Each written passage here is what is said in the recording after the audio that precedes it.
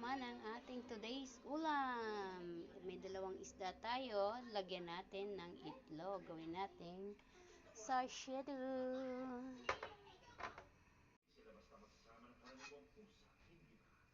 So, gisa natin ang bawang.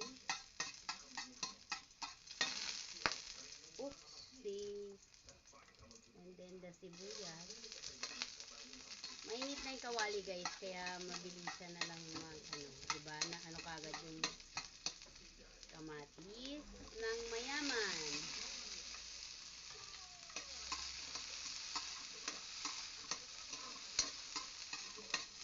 Bango. So, hinaan natin ang apoy at nasusunog ang ating bewang. So, simple lang po ang ating lulutuin guys. Yan lang po. Tapos, yung natirang isda kagabi. So, yan lang. At lagyan ng sabaw. Kita mo dito. Dito. So, lagyan natin ng sabaw na mineral. Balik dyan. Then, lagyan natin ng sabaw. Konti lang.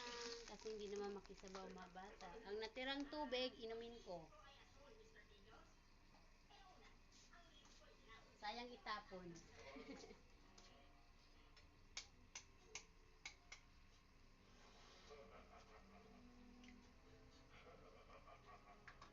So, ang ilalagay lang po natin dyan ay paminta.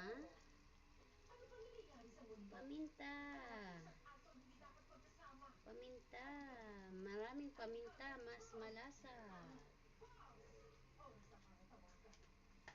And then, ang asin na iodized na prank, na akala ni ate sukal, charot. Hindi, nagulat lang ako. Akala ko kasi nilagay ni ate sa kape niya.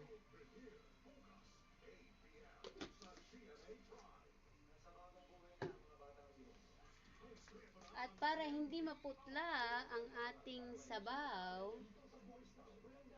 so lagyan natin ng toyo.